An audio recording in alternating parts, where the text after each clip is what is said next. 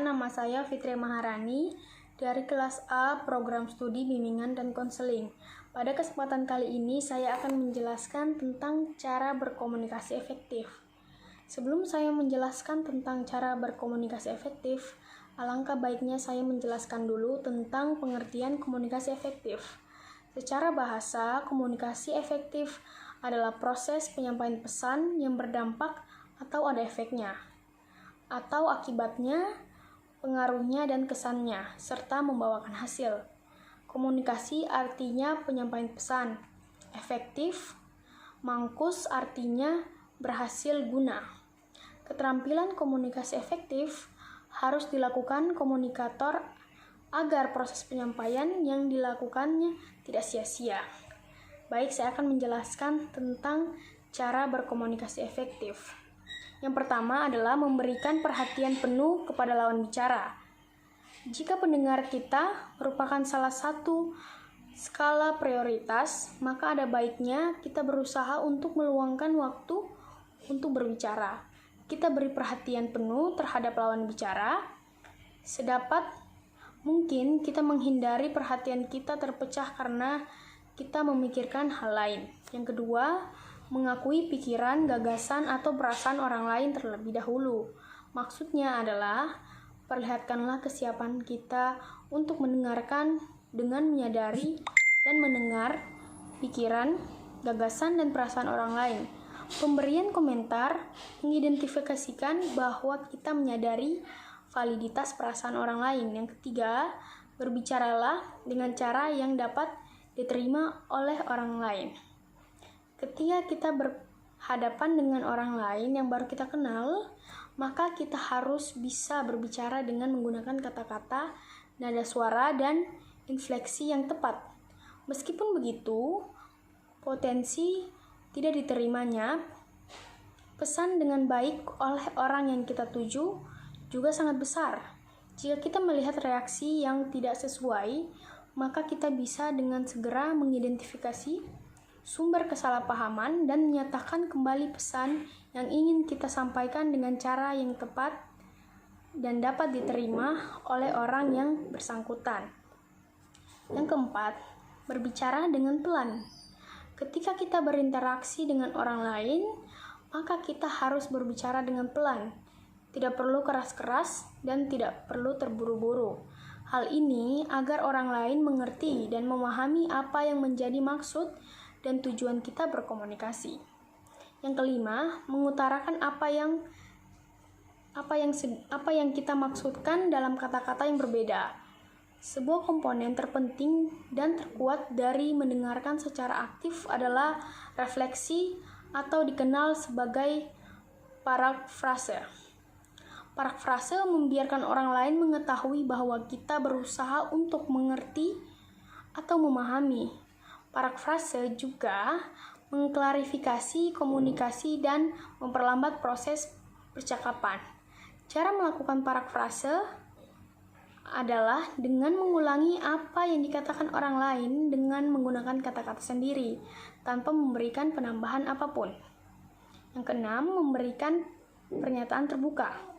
Pernyataan dapat diberikan ketika kita memerlukan pertolongan saat merasa tidak mengerti dengan apa yang dibicarakan. Kita dapat melakukan melalui uji penafsiran tentang apa yang dikatakan orang lain. Caranya adalah dengan memberikan pernyataan terbuka yang relevan dan biasanya dimulai dengan apa, bagaimana, tolong jelaskan atau gambarkan. Yang ketujuh, menyusun intisari dan melakukan klarifikasi.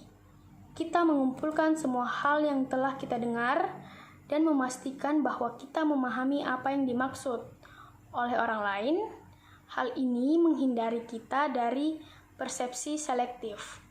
Ketika kita melakukan persepsi secara selektif, maka kita telah mengharapkan orang lain untuk bereaksi dalam cara tertentu seperti berdasarkan pengalaman masa lalu atau berdasarkan cara kita bereaksi.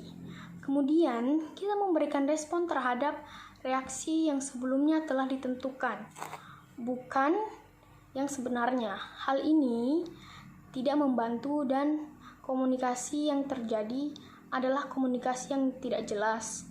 Menjadi jelas dapat membantu orang lain mengklarifikasi berbagai pilihan yang mungkin. 8. Memberikan pendapat. Hal ini dilakukan dengan memberikan pernyataan apakah orang yang bersangkutan memiliki keinginan untuk mendengar pendapat kita atau tidak. Jika orang yang bersangkutan tidak menginginkannya, maka kita juga jangan memberikan pendapat. Yang ke-9, memberikan perhatian kepada berbagai petunjuk yang dibutuhkan untuk menjelaskan apa yang menjadi maksud kita.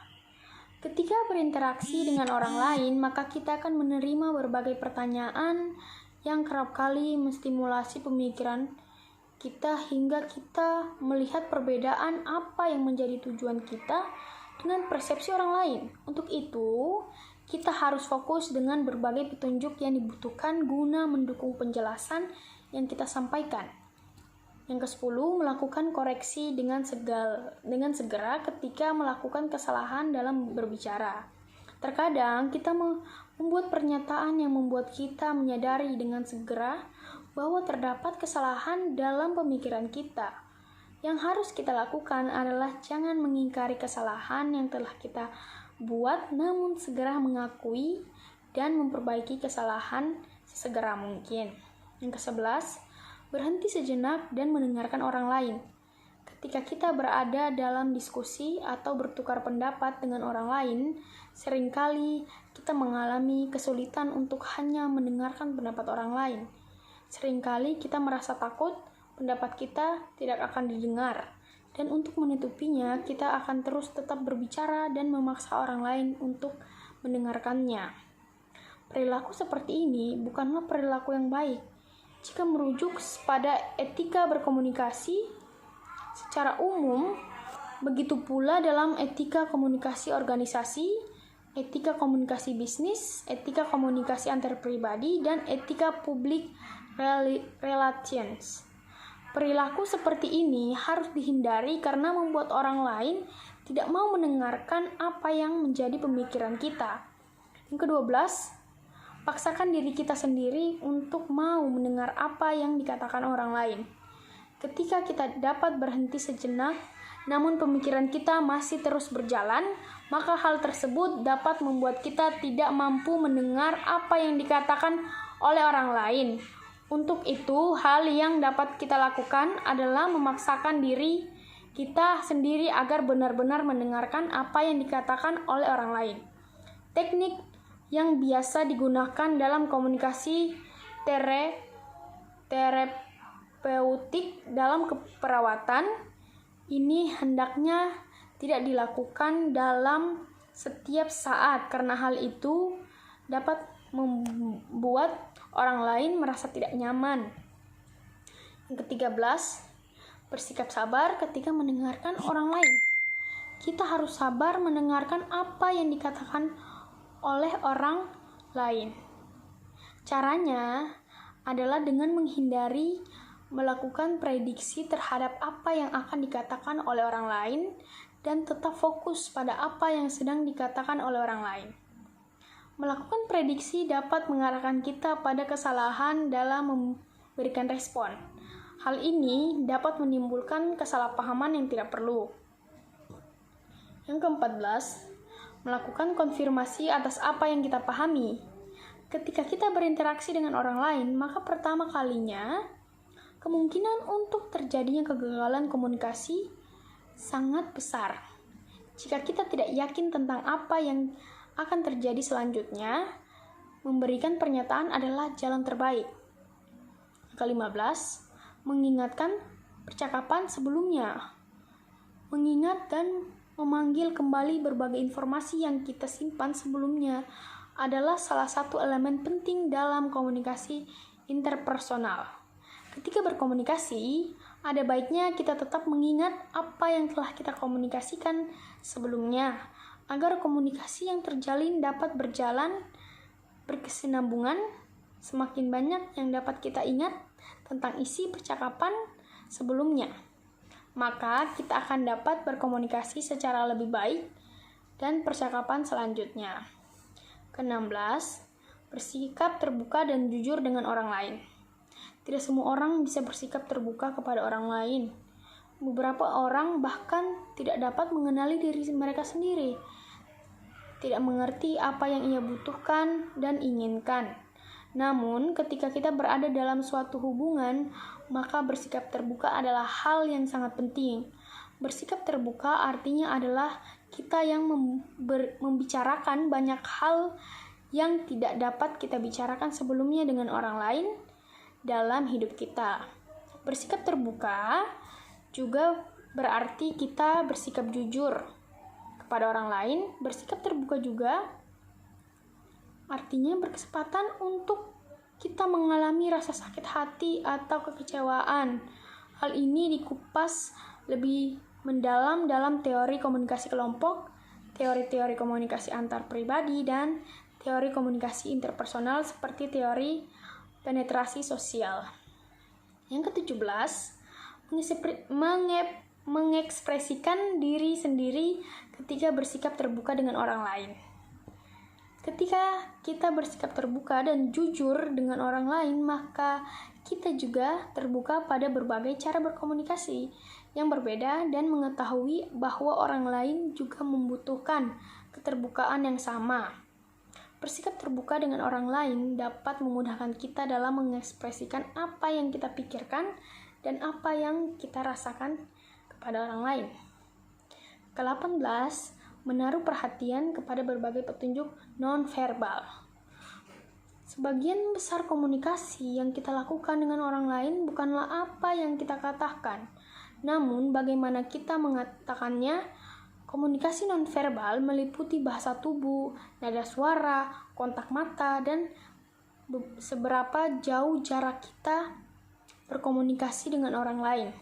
Belajar cara berkomunikasi dengan baik berarti kita belajar bagaimana membaca berbagai petunjuk seperti kita mendengar apa yang dikatakan oleh orang lain.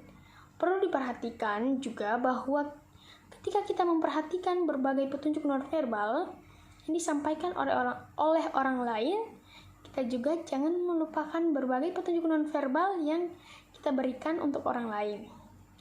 Ketika berkomunikasi dengan orang lain, kita juga harus membuat dan mengelola kontak mata, menjaga posisi tubuh tetap netral, menjaga nada suara, dan duduk di depan atau di hadapan orang tersebut ketika berbicara dengan mereka. Ke-19, menilai pengetahuan lawan bicara. Daripada kita bersikap merendahkan atau mengganggukan latar belakang seseorang dalam topik tertentu, ada baiknya kita menanyakan apa yang ia ketahui tentang topik yang sedang dibicarakan. Ke-20, tetap fokus pada pokok permasalahan. Ke-21, menunjukkan rasa hormat terhadap nilai-nilai yang dimiliki lawan bicara. 22, menggunakan referensi yang dikenal. 23, berusaha untuk mengendalikan emosi ketika membicarakan sesuatu hal yang sangat penting.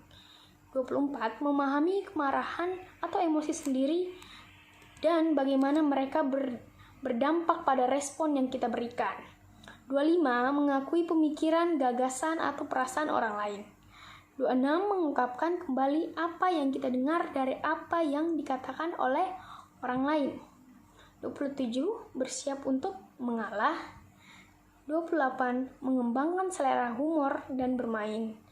29, menanyakan umpan balik. Dan yang terakhir adalah komunikasi itu lebih dari sekedar berbicara. Dalam konteks komunikasi interpersonal atau komunikasi antar pribadi, untuk dapat berkomunikasi dengan baik dan lebih efektif dalam hubungan yang kita jalani, kita tidak perlu harus selalu berbicara. Kita juga dapat berkomunikasi melalui berbagai macam cara, seperti melalui tindakan dan secara elektronik seperti melalui media sosial. Hal ini juga berlaku misalnya komunikasi organisasi, komunikasi bisnis, dan komunikasi antar budaya. Hendaknya kita tetap berhubungan sepanjang hari melalui surat elektronik atau media lainnya, karena hal ini mengingatkan kita akan pentingnya orang tersebut dan bagaimana pentingnya mereka bagi kehidupan kita. Baik, mungkin itu saja penjelasan dari saya. Saya mohon maaf bila banyak kurangnya. Wabillahi taufiq wal hidayah. Wassalamualaikum warahmatullahi wabarakatuh.